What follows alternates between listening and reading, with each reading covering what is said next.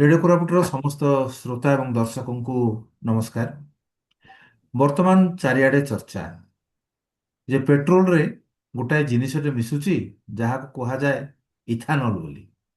Ethanol 20% ମିଶୁଛି। ୟାକୁ ନେଇ ଜାଣିବା ଲୋକେ ଯେତିକି ବ୍ୟସ୍ତ ହେଉଛନ୍ତି, ନ ଜାଣିଲା ଲୋକେ ଆହୁରି ଅଧିକା ବ୍ୟସ୍ତ ହେଉଛନ୍ତି। କ'ଣ ଗୋଟେ ମିଶିଯିବ ଆଉ କ'ଣ ଗୋଟେ ହେଇଯାଉଛି, କ'ଣ ଗୋଟେ ତାର ଇଞ୍ଜିନ୍ ଖରାପ ହେଇଯାଉଛି, କିନ୍ତୁ ଏପଟେ ଆ, ଗଡ଼କରୀ ସାର୍ କହିଲେଣି ଯେ ପ୍ରୁଫ୍ ଦିଅ ଯେ କୌଣସି ଗାଡ଼ିର ଯଦି କରୋଡ଼ ହେଇଛି, କଳଙ୍କି ଧରୁଛି, ତେବେ ମୁଁ ତାକୁ ଦେଖିବି। ତେବେ ଏଭଳିଆ ସ୍ଥିତିରେ ଆମେ ଜାଣିବାକୁ ଚାହିଁବୁ ବାସ୍ତବରେ ଏଇ ଯେଉଁ ପେଟ୍ରୋଲରେ ଇଥାନଲ ମିଶିବାର କାରଣ କ'ଣ, କ'ଣ ପାଇଁ ମିଶାଯାଏ, ଆଉ ଇଥାନଲ କୋଉଠୁ ପାଆନ୍ତି ଆମେ, ଆଉ ଏଇ ଯେଉଁ ଇଥାନଲ 20% କ'ଣ, କେତେ କେତେ ଦୂର ହାନିକାରକ ନା ଲାଭଦାୟକ, ଏସବୁ ସମ୍ପର୍କରେ ଆଜି ଆମେ ଚର୍ଚ୍ଚା କରିବା। ଏଇ ବିଷୟରେ ଅଧ୍ୟୟନ କରିଛନ୍ତି ଆମର ଅତି ପ୍ରିୟର ବନ୍ଧୁ ଇଞ୍ଜିନିୟର ସୁନୀଲ ବିଶ୍ୱାଳ। ତାଙ୍କ ସହିତ ଆମେ କଥାବାର୍ତ୍ତା କରିବା ଯେ ୟା ପଛର ରହସ୍ୟ କ'ଣ, କ'ଣ ଇଥାନଲ କ'ଣ, ଆଉ ୟାକୁ କାହିଁକି ପେଟ୍ରୋଲରେ ମିଶାଯାଏ, ୟା ଫଳରେ କ'ଣ ସୁବିଧା ହୁଏ ନା ଅସୁବିଧା ହୁଏ, ଏସବୁ ସମ୍ପର୍କରେ ବିସ୍ତୃତ ଭାବରେ ଆମେ ଜାଣିବାକୁ ଚେଷ୍ଟା କରିବା। ଭାଇ, ଆପଣଙ୍କୁ ସ୍ୱାଗତ କରୁଛୁ ରେଡ଼ିଓ କୋରାପୁଟକୁ। ଆମେ ଜାଣିବାକୁ ଚାହିଁବୁ ଏସବୁ ସମ୍ପର୍କରେ। ରେଡିଓ କୋରାପୁଟର ଶ୍ରୋତା ମାନଙ୍କୁ ମୁଁ ସ୍ୱାଗତ ଜଣାଉଛି।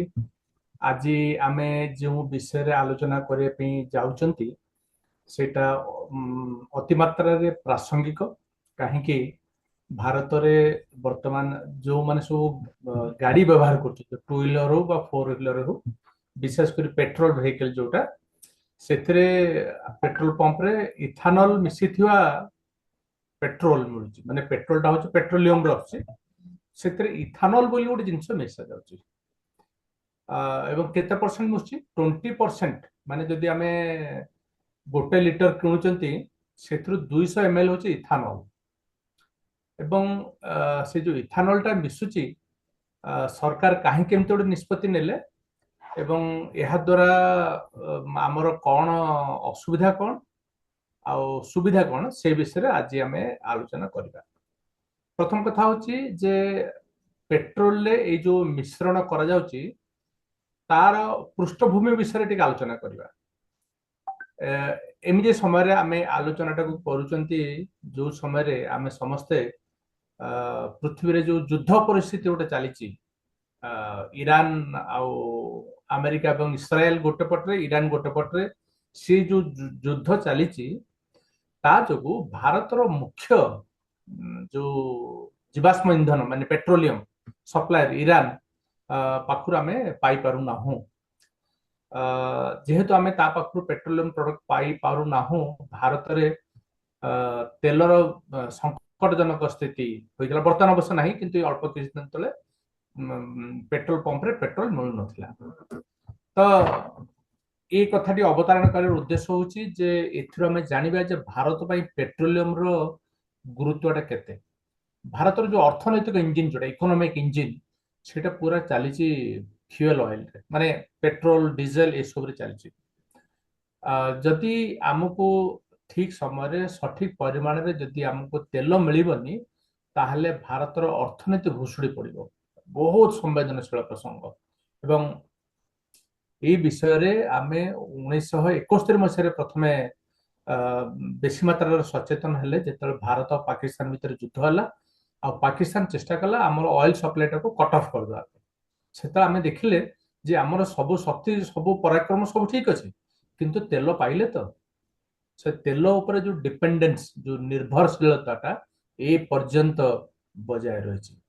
ତେଲ ନାହିଁ ତ ଭାରତ ଦୁର୍ବଳ, ତେଲ ଅଛି ତ ଆମେ ସବଳ। ତେଣୁ ତେଲ ଉପରେ ଏଇ ଯୋଉ ନିର୍ଭରଶୀଳତାଟାକୁ କେମିତି କେମିତି କମେଇ ହବ, ସେଥିପାଇଁ ଭାରତ ସଦାବେଳେ ପ୍ରୟାସରତ। ଆଚ୍ଛା, ଭାରତର ଯୋଉ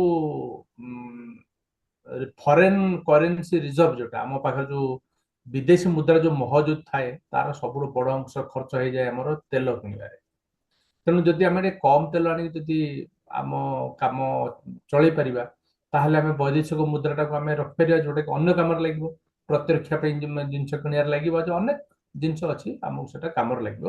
ଏବଂ ସେଇଟା ହଉଛି ଆମର ଗୋଟେ ଶକ୍ତି। ଯେତେ ମାତ୍ରାରେ ବିଦେଶୀ ମୁଦ୍ରା ମହଜୁଦ ରହିବ, ଆମ ପାଇଁ ସେଟା ଆମର ଇକୋନୋମିକଟା ସେତେ ଷ୍ଟ୍ରଙ୍ଗ ହବ, ଅର୍ଥନୀତିଟା। এইটা হচ্ছে ପୃଷ୍ଠଭୂମି। ଏବେ ଆମେ ଆସିବା ଆଜିର ଆଲୋଚ୍ୟ ବିଷୟକୁ, ଯେ ଇଥାନଲ ମିଶ୍ରିତ ପେଟ୍ରୋଲ। ପ୍ରଥମ କଥା ହଉଛି ଇଥାନଲଟା କଣ? ଇଥାନଲଟାକୁ ଆମେ କହିପାରିବା ଏଟା ହଉଛି ବାୟୋଫ୍ୟୁଏଲ, ମାନେ ଗଛରୁ ଆସିଥିବା ଫ୍ୟୁଏଲ, ପ୍ଲାଣ୍ଟ ବେସ୍ଡ ଫ୍ୟୁଏଲ। ଏଟା ମୁଖ୍ୟତଃ ତିନୋଟି ଜିନିଷରୁ ଆମେ ଏବେ ବନଉଛୁ, ତିଆରି କରୁଛୁ ଇଥାନଲ। ଇଥାନଲଟା ବେସିକାଲି ଆଲକୋହଲ, ଯୋଉଟା ଆମେ ଯୋଉ ତିନୋଟି ସ୍ରୋତରୁ ବନଉଛୁ ସେଥିରୁ ଗୋଟେ ହେଲା ଚାଉଳ, ମାନେ ଆମେ ଯୋଉ ଖାଉଛୁ ଯୋଉ ଚାଉଳ। ତେଣୁ ଯୋଉଟା ଖାଦ୍ୟ ଅନୁପଯୋଗୀ ଚାଉଳ, ଯାହାର ଗୁଣାତ୍ମକ ମାନ ଯୋଉ କମି ଯାଇଛି ବା ଭାଙ୍ଗି ଯାଇଛି, ଏଇଭଳି କିଛି ଚାଉଳରୁ ଆମେ ଇଥାନଲ ପ୍ରସ୍ତୁତ କରିପାରିବା। ମାନେ ଆଉ ଗୋଟେ ଯୋଉଥିରୁ ହଉଛି ଆଖୁ। ସାଧାରଣତଃ ଆମର ଚାଉଳି ମଦ ତିଆରି କରନ୍ତି। ବାସ୍ ବାସ୍ ବାସ୍ ବାସ୍ ବାସ୍, ୟେସ୍, ୟୁ ଆର୍ ରାଇଟ୍। ଆଉ ଗୋଟେ ହେଲା ଆଖୁ, ଆଉ ଗୋଟେ ହଉଛି ମକା। କିନ୍ତୁ ଭାରତରେ ଇଥାନଲଟା ମୁଖ୍ୟତଃ ଆସୁଛି ଆଖୁରୁ, ମାନେ ଚିନି ଶିଳ୍ପର ଗୋଟେ ବାଇ ପ୍ରଡକ୍ଟ ହିସାବରେ ଆମେ ପାଉଛୁ ଇଥାନଲ। ତ ଇଥାନଲକୁ ଆମେ ଇନ୍ଧନ ଭାବରେ ବର୍ତ୍ତମାନ ଆମେ ତାର ମୂଲ୍ୟାୟନ କରିବା, ଯେ ଇଥାନଲରୁ ଯୋଉ ଆଲକୋହଲଟା ବାହାରୁଛି ଇନ୍ଧନ ହିସାବରେ ସେ କେତେ ଉପଯୋଗୀ। ଆମେ ଯେକୌଣସି ଇନ୍ଧନର ପ୍ରଥମ ଜିନିଷ ହଉଛି ଯେ ଗୋଟିଏ ଲିଟର ଇନ୍ଧନରେ କେତେ ଗରମ, ମାନେ ହିଟ୍ କଣ୍ଟେଣ୍ଟ କେତେ ଅଛି, ଶକ୍ତି କେତେ ଅଛି, ତାର ମାପକ ହଉଛି କିଲୋ କ୍ୟାଲୋରୀ। ପେଟ୍ରୋଲରେ, ଗୋଟିଏ ଲିଟର ପେଟ୍ରୋଲରେ ଆମର ଅଛି ପାଖାପାଖି 8500 କିଲୋ କ୍ୟାଲୋରୀ ଶକ୍ତି ଅଛି। ଯଦି ଆମେ ଇଥାନଲ କଥା ଦେଖିବା, ଇଥାନଲରେ ଅଛି 5400 କିଲୋ କ୍ୟାଲୋରୀ। ମାନେ ଗୋଟେ ଲିଟର ପେଟ୍ରୋଲ ଆଉ ଗୋଟେ ଲିଟର ଇଥାନଲ ଯଦି ଦେଖିବା, ତାହେଲେ ଇଥାନଲରେ ତାଠୁ କମ ଶକ୍ତି ଅଛି। କିନ୍ତୁ ଇଥାନଲ କେତେଟା ଭଲ ଜିନିଷ ଅଛି। ଭଲ ଜିନିଷଟା କଣ? ଗୋଟେ ଇନ୍ଧନ ଯୋଉଟା ଇନ୍ଧନ ହିସାବରେ ବ୍ୟବହାର କରୁଛୁ, ତାର ଗୋଟେ ଗୁଣ ଅଛି, ତାକୁ କିନ୍ତୁ ଅକ୍ଟେନ ଭ୍ୟାଲ୍ୟୁ, OCTANE, ଅକ୍ଟେନ ଭ୍ୟାଲ୍ୟୁ। ପେଟ୍ରୋଲ ଅପେକ୍ଷା ଇଥାନଲର ଅକ୍ଟେନ ଭ୍ୟାଲ୍ୟୁଟା ବହୁତ ଅଧିକା। ଅକ୍ଟେନ ଭ୍ୟାଲ୍ୟୁ ଅଧିକା ରହିଲେ କଣ ହବ? ଆଚ୍ଛା, କିଲୋ କ୍ୟାଲୋରୀ ଯୋଉଟା, ସେଟା ହଉଛି ଆପଣଙ୍କର ମାଇଲେଜଟା। ଗୋଟେ ଲିଟର ପେଟ୍ରୋଲ ପୋଡ଼ିଲେ ଗୋଟେ ଗାଡି କେତେ କିଲୋମିଟର ଯିବ, ସେଇଟା ହଉଛି ତାର କ୍ୟାଲୋରିଫିକ ଭ୍ୟାଲ୍ୟୁ। ଅକ୍ଟେନ ଭ୍ୟାଲ୍ୟୁ କହିଲେ କଣ ନା, ଇଞ୍ଜିନଟା କେତେ ସ୍ମୁଥଲି ରନ୍ କରିବ, ସେଇଟା ଡିପେଣ୍ଡ କରୁଛି ଇଥାନଲ ଉପରେ। ଏମିତି ଆମେ ତ ସବୁଦିନ ପେଟ୍ରୋଲ ଗାଡି ଚଲାଉଥିଲୁ, ପେଟ୍ରୋଲ ଗାଡି ତ ସ୍ମୁଥ ଚାଲୁଛି, କିନ୍ତୁ ପେଟ୍ରୋଲ ତୁଳନାରେ ଅଧିକା ସ୍ମୁଥ ଚାଲିବ ଯେତେବେଳେ ଆମେ ଇଥାନଲ ବ୍ୟବହାର କରିବା। ତେଣୁ ଯେତେବେଳେ ଗୋଟେ ଲିଟର ପେଟ୍ରୋଲରେ ଆମେ ବା 800 ml ପେଟ୍ରୋଲରେ 200 ml ଯେତେବେଳେ ଆମେ ଇଥାନଲ ମିଶେଇ ଦଉଛନ୍ତି, ତାହେଲେ ସେ ଯୋଉ ମିକ୍ସଚରଟା ତିଆରି ହଉଛି, ଯୋଉଟା ଏବେ ଆମେ ଯୋଉଥିପାଇଁ ଏବେ ଡିସ୍ପ୍ୟୁଟ ଚାଲିଛି, ସେ ମିକ୍ସଚରର ଯୋଉ କ୍ୟାଲୋରିଫିକ ଭ୍ୟାଲ୍ୟୁଟା ଅରିଜିନାଲ ପେଟ୍ରୋଲଠୁ ଟିକେ କମି ଯାଉଛି, କମିଯିବ। କିନ୍ତୁ ଅକ୍ଟାନ ଭ୍ୟାଲ୍ୟୁଟା ବଢି ଯାଉଛି। ବଢି- ତେଣୁ ଏଇ ଯୋଉ ଇଥାନଲ ମିଶିଥିବା ପେଟ୍ରୋଲରେ ଇଞ୍ଜିନଟା ଟିକେ ସ୍ମୁଥ ଚାଲିବ, କିନ୍ତୁ ମାଇଲେଜ କମିଯିବ। କେତେ ପରସେଣ୍ଟ ମାଇଲେଜ କମିବ ନା, 7 ରୁ 10% ମାଇଲେଜ କମିଯିବ। ତ 7 ରୁ 10% ଯେତେବେଳେ ମାଇଲେଜ କମିଯିବ, ଆମକୁ ଅଧିକା ଇଏ କରିବା ପାଇଁ ପଡିବ। କଣ? ପେଟ୍ରୋଲ ପକେଇ ସମାନ ଦୂରତା ଅତିକ୍ରମ କରିବା ପାଇଁ ଆଗରୁ ଯଦି ଆମେ ଗୋଟେ ଲିଟର ପେଟ୍ରୋଲ ପକଉଥିଲେ, ବର୍ତ୍ତମାନ ଆମକୁ 1.2 ଲିଟର ପେଟ୍ରୋଲ ପକେଇବା ପାଇଁ ପଡିବ। ତେଣୁକରି ଆମର ଖର୍ଚ୍ଚ ବଢିଗଲା, ନମ୍ବର 1। ନମ୍ବର 2, ଇଥାନଲ ମିଶିଥିବା ପେଟ୍ରୋଲଟାକୁ ମାନେ ଶକ୍ତିରେ ରୂପାନ୍ତର କରିବା ପାଇଁ ଇଞ୍ଜିନର ଯୋଉ ସବୁ ଗୁଣବତ୍ତା ଆବଶ୍ୟକ, ଇଞ୍ଜିନର ଯୋଉ ସବୁ ଯୋଉ ଭଳିଆ ଇଞ୍ଜିନଟା ତିଆରି ହେବା କଥା, ଆମର ଯୋଉ ରେଗୁଲାର ପେଟ୍ରୋଲ ପାଇଁ ଯୋଉ ଇଞ୍ଜିନ, ସେଟା ସେମିତି ନୁହେଁ। ମାନେ ଇଥାନଲ ପାଇଁ ଆମକୁ ଇଞ୍ଜିନଟା ଆଉ ଟିକେ ପରିବର୍ତ୍ତନ ଆବଶ୍ୟକ। ଯେତେ ନୂଆ ନୂଆ ଗାଡି ସବୁ ତିଆରି ହଉଛି, ସେଗୁଡାକ E20 ଫ୍ୟୁଏଲକୁ ବ୍ୟବହାର କରିବା ପାଇଁ ସକ୍ଷମ। E20 ପେଟ୍ରୋଲ ବ୍ୟବହାର କଲେ ତାର କିଛି କ୍ଷତି ହବ ନାହିଁ। କିନ୍ତୁ ଧରନ୍ତୁ ମୋ ପାଖରେ ଗୋଟେ 15 ବର୍ଷ ପୁରୁଣା ମୋଟରସାଇକେଲ ଅଛି, କି 10 ବର୍ଷ ପୁରୁଣା କାର ଅଛି, ସେଥିରେ ଇଥାନଲ ପେଟ୍ରୋଲ ବ୍ୟବହାର କଲେ ସେ ଇଞ୍ଜିନର ପରଫରମାନ୍ସ ତ ମାନେ ଯାହା ହବ ହବ, ସବୁଠୁ କଥା ହଉଛି ଇଞ୍ଜିନଟା ଖରାପ ହେଇଯିବ, ଡ୍ୟାମେଜ ହେଇଯିବ, ତାର ରବର ସିଲିଂ ଗୁଡାକ ନଷ୍ଟ ହେଇଯିବ। ଏଇଟା ହଉଛି ତାର ନେଗେଟିଭ ସାଇଡ। 2ରେ ଆମେ ଏବେ ଦେଖିବା ଯେ ଆମେ ଏପର୍ଯ୍ୟନ୍ତ ପଲିଟିକାଲ ଆଙ୍ଗଲକୁ ଯାଇନାହାନ୍ତି, ବା ସେଟାକୁ ଆମେ ଯିବାରିବିନି, ଆମେ ଟେକ୍ନିକାଲ ଡିସ୍କସନ କରୁଛନ୍ତି ଏବେ, ଯେ ଇଥାନଲଟାକୁ କଣ ସତରେ ପରିବେଶ ଅନୁକୂଳ। କୌଣସି ଜିନିଷ ପରିବେଶ ଅନୁକୂଳ କି ନୁହେଁ ତାହା ଜାଣିବା ପାଇଁ ଆମ ପାଖରେ ଯୋଉ ବାଟ ଅଛି ସେଟା ହଉଛି ଯେ ଗୋଟେ ଲିଟର ପେଟ୍ରୋଲ ପାଇବା ପାଇଁ ହେଲେ କନଭେନସନାଲ ପେଟ୍ରୋଲ, ପେଟ୍ରୋଲଟା କୋଉଠି ଆସେ ନା ପେଟ୍ରୋଲିୟମ ଖଣିରୁ ପେଟ୍ରୋଲ ଆସେ, ତାକୁ ଆମେ ରିଫାଇନ କରୁ, ଆଉ ତାକୁ ଆମେ ପେଟ୍ରୋଲରେ କନଭର୍ଟ କରୁ, ଡିଜେଲ କନଭର୍ଟ କରୁ, ନାଫ୍ଥାରେ କନଭର୍ଟ କରୁ, ଏଫଓ ବାହାରେ, ସବା ଶେଷରେ ପିଚୁ ବାହାରେ, କିନ୍ତୁ ପେଟ୍ରୋଲ ବି ସେଥିରୁ ବାହାରେ। ତ ପେଟ୍ରୋଲିୟମ ଏକ୍ସପ୍ଲୋରେସନ କରିବା ପାଇଁ ଯୋଉ ଅଏଲ ରିଗ୍ସ ବା ଯୋଉ ତେଲ ଖଣି, ସେଥିରେ ଧୂଆଁ ବାହାରେ, ଇଞ୍ଜିନ ଚାଲୁଥାଏ, ସେଠି ପଲ୍ୟୁସନ ହଉଛି। ତାପରେ ତାକୁ ରିଫାଇନ କରିବା ପାଇଁ ସେଠି ଧୂଆଁ ବାହାରେ, ସେଠି ପଲ୍ୟୁସନ ହଉଛି, ମାନେ CO2 ଏମିଶନ ହଉଛି। ତାପରେ ଗାଡିରେ ପଶିଲା, ଗାଡିରେ ବି CO2 ଏମିଶନ ହଉଛି। ତ କନଭେନସନାଲ ଗୋଟେ ଲିଟର ଫ୍ୟୁଏଲ ଜନ୍ମରୁ ଆରମ୍ଭ କରିକି ଗାଡି ଭିତରେ ପଶିକି ଶେଷ ହେଇଯିବା ପର୍ଯ୍ୟନ୍ତ ଯେତିକି ପଲ୍ୟୁସନ କଜ କରେ, ଇଥାନଲ ମିଶା ପେଟ୍ରୋଲରେ ତାଠୁ କମ ପ୍ରଦୂଷଣ ହଉଛି କି ନାଇଁ ସେଟା ଆମେ ଦେଖିବା। କେମିତି ନା ଯେମିତି ସେଠି ଅଏଲ ରିଗ୍ ଅଛି, ଏଠି ଆମେ କୋଉଠୁ ଆଖୁ ଚାଷ କରୁଛୁ, ଆଖୁ ଚାଷ କଲେ ପମ୍ପ ୱାଟର ଆମେ ଦଉଛୁ, ପାଣିଟା ଆମେ କୋଉଠି ଦଉଛୁ, ପମ୍ପ ଲଗେଇ ଦଉଛୁ। ତ ପମ୍ପ ଚାଲିଲେ ବି ପ୍ରଦୂଷଣ ହଉଛି। ତ ପାଣି ଖର୍ଚ୍ଚ ହେଲେ ବି ସିଏ ବି ଗୋଟେ ପ୍ରଦୂଷଣ, ପାଣି ସରିଯାଉଛି ନା, ମୂଲ୍ୟବାନ ସମ୍ପଦ, ସେଟା ଗୋଟେ ର ମେଟେରିଆଲ ଗୋଟେ ସରୁଛି। ତେଣୁ ଆଖୁ ଗଛକୁ ବଢେଇବା ପାଇଁ ଆମେ ଅଲରେଡି କିଛି ମାତ୍ରାରେ ପ୍ରଦୂଷଣ କରୁଛୁ। କିନ୍ତୁ ଆଖୁ ଗଛ ଯେତେବେଳେ ବଞ୍ଚୁଛି ସେତେବେଳେ ସିଏ କଣ କରୁଛି ନା ମାନେ ଏୟାର କାର୍ବନ ଡାଇଅକ୍ସାଇଡ ଟାଣିକି ନଉଛି ସିଏ। ତେଣୁ ଯେତିକି ତା ପାଇଁ କାର୍ବନ ଡାଇଅକ୍ସାଇଡ ବାହାରିଲା, ସେତିକି ସିଏ ଖର୍ଚ୍ଚ କରିଦେଲା ସିଏ, ମାନେ ସେ ନିଜେ ବାୟୁମଣ୍ଡଳରୁ ଟାଣି ନେଲା। ତେଣୁ ଆମେ ସେଟାକୁ ନ୍ୟୁଟ୍ରାଲାଇଜ କରିଦେଇ ପାରିଲେ। ତାପରେ ପୁଣି ଆସିଲେ ଆମେ ସୁଗାର ମିଲକୁ ଆସିଲେ, ଆମେ ଯୋଉଠି ଇଥାନଲ ଆମେ ତିଆରି କରିବା। ସେ ଇଥାନଲ ତିଆରି କଲା ବେଳକୁ ସେ ଯୋଉ ଇଣ୍ଡଷ୍ଟ୍ରିଆଲ ପ୍ରୋସେସ, ସେଥିରେ କିଛି କାର୍ବନ ଡାଇଅକ୍ସାଇଡ ବାହାରୁଛି। ତାପରେ ଆସିଲା ପେଟ୍ରୋଲ ମିଶିଲା, ଥରେ ପେଟ୍ରୋଲ ମିଶିଲା ପରେ ଗାଡିରେ ବ୍ୟବହାର ହେଲା ପରେ ସେଥିରେ ପେଟ୍ରୋଲ ଅପେକ୍ଷା କମ ବାହାରୁଛି, ପ୍ରଦୂଷଣକାରୀ ଜିନିଷ କମ ବାହାରୁଛି। କଣ କମ ବାହାରୁଛି ନା CO2 ଯେମିତି ବାହାରୁଥିଲା ବାହାରୁଛି, କିନ୍ତୁ ଅନ୍ୟ ପ୍ରଦୂଷଣକାରୀ ଏଲିମେଣ୍ଟ ଯୋଉଟାକ ସେଗୁଡାକ ବାହାରୁ ନାହିଁ। ତେଣୁ ଇଏ ଗୋଟେ ଜଟିଳ ଗଣିତ ଗୋଟେ, ୟାକୁ ଠିକ ଭାବରେ ପର୍ଯ୍ୟାଲୋଚନା କରିକି ଆମକୁ କୌଣସି ରିପୋର୍ଟ ସରକାରୀ ସ୍ତରରେ ଆଭେଲେବୁଲ ହେଇନାହିଁ।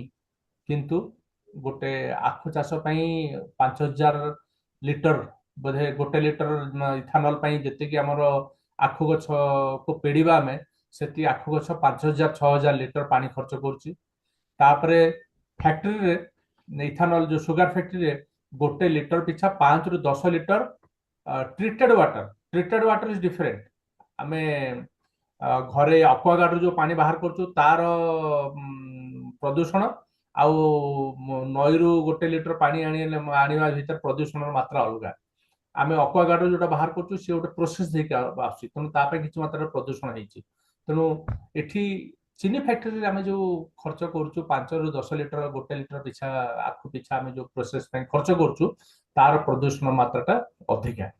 ଏସବୁ ଦେଖିକି ବର୍ତ୍ତମାନ ଆମେ ଇଥାନଲ ବ୍ୟବହାର କରିବାର ଫର ବା ଏଗେନଷ୍ଟରେ କୌଣସି ନିଷ୍ପତ୍ତି ନେବା ପୂର୍ବରୁ ଆମେ ଦେଖିବା ଯେ ତା ପଛରେ ଯୋଉ ପୃଷ୍ଠଭୂମିର ଯୋଉଠୁ ମୁଁ ଆରମ୍ଭ କରିଥିଲି, ଯେ କାହିଁକି ଆମେ ଇଥାନଲ ବ୍ୟବହାର କରୁଛନ୍ତି, ଯେ ଏଇ ଯୋଉ ଫରେନ ସୋର୍ସ ଉପରେ ଡିପେଣ୍ଡେନ୍ସିର କମେଇବା ପାଇଁ, ଭାରତର ଅର୍ଥନୀତିକୁ କିଛି ମାତ୍ରାରେ ଯୁଦ୍ଧ ପାଇଁ ରେଡି କରିବା ପାଇଁ, ଯେ ଆମେ ଏତେ ମାତ୍ରାରେ ଆମେ ଡିପେଣ୍ଡ କରୁନୁ, ସେଇଥିପାଇଁ ଏଟା ବେଶୀ ଗୁରୁତ୍ୱପୂର୍ଣ୍ଣ।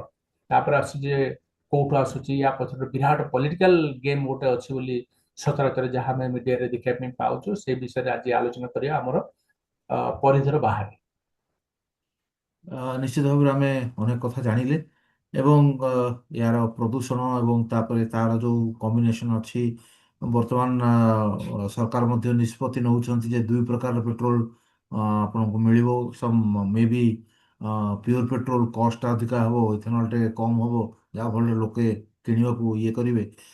କିନ୍ତୁ ଆପଣ ଯେଉଁ କହୁଥିଲେ ଯେ E20 ଯେଉଁ ଫ୍ରେଣ୍ଡଲି ଗାଡ଼ି ଏଗୁଡ଼ିକ, ତାକୁ ବ୍ୟବହାର କରିବାରେ କିଛି ଅସୁବିଧା ନାହିଁ, କିନ୍ତୁ ଆମର ମୋଟର ସାଇକେଲଟେ, ଆମର ସ୍କୁଟରଟେ ସେଟା ବର୍ତ୍ତମାନ ପ୍ରସ୍ତୁତ ହେଇନାହିଁ। ତେବେ ତାକୁ ପ୍ରସ୍ତୁତ କରାଇବାକୁ ପଡ଼ିବ। ଯଦି ଯୁଦ୍ଧ ଅନେକ ଦିନ ଚାଲେ ଆଉ ଇଥାନଲ ମିଶିକିରି ଆସିବ, ତେବେ ତ ଆମର ଗାଡ଼ି ଚାଲିବାକୁ ପଡ଼ିବ। ତେଣୁ ଯେମିତି ହେଲେ ଚଲେଇବା। ତେବେ ଆମେ ଆଶା କରୁଛୁ ଯୁଦ୍ଧ ଆଉ ଆଗକୁ ଆଗକୁ ବଢ଼ିବ ନାହିଁ ଏବଂ ଇଥାନଲ ମିଶା ପେଟ୍ରୋଲ ଆମକୁ ବ୍ୟବହାର କରିବାକୁ ବାଧ୍ୟ ହେବ ନାହିଁ ଏବଂ ଖାଲି ପେଟ୍ରୋଲ ଖାଲି ଡିଜେଲ ଏଗୁଡ଼ିକରେ ଆମେ ଗାଡ଼ି ଚଲାଇବାକୁ ସମର୍ଥ ହେବା। ଏଇ ବିଷୟ ଉପରେ ବିସ୍ତୃତ ଭାବରେ ସୁନୀଲ ଭାଇଙ୍କ ସହିତ ଆମେ ଆଲୋଚନା କରିଛେ। ଆପଣମାନେ ବି ସହଯୋଗ କରିଛନ୍ତି ଶୁଣି ୟାକୁ। ଆମେ ଆଶା କରୁଛୁ ଯେ ଏଇ ସମସ୍ୟା ଅଚିରେ ସମାପନ ହେବ ଏବଂ ଏକ ସୁନ୍ଦର ଦୁନିଆ ସୃଷ୍ଟି କରିବାରେ ଆମେ ସମର୍ଥ ହେବା। ସୁନୀଲ ଭାଇଙ୍କ ପାଖରେ ଆମେ କୃତଜ୍ଞତା ଜଣାଉଛୁ। ସେ ଏ ସମ୍ପର୍କରେ ବିଶଦ ଭାବରେ ଅଧ୍ୟୟନ କରିଛନ୍ତି ୟାକୁ କହିବା ପୂର୍ବରୁ। ଅ, ଆଉ କୃତଜ୍ଞତା ଜଣାଉଛୁ ରେଡ଼ିଓ କୋରାପୁଟର ସମସ୍ତ ଶ୍ରୋତା ଆଉ ଦର୍ଶକଙ୍କ ପାଖରେ ଯେ ସମସ୍ତେ ୟାକୁ ଶୁଣିଛନ୍ତି। ପୁଣି ଥରେ ଆଉ ଏକ ଅଧ୍ୟାୟରେ ଆଉ ଏକ ଏପିସୋଡରେ ଆପଣଙ୍କ ସହିତ ଦେଖା ହବ। ସେତିକି ପର୍ଯ୍ୟନ୍ତ ସାନ୍ତାକରକୁ ବିଦାୟ ଦିଅନ୍ତୁ। ନମସ୍କାର।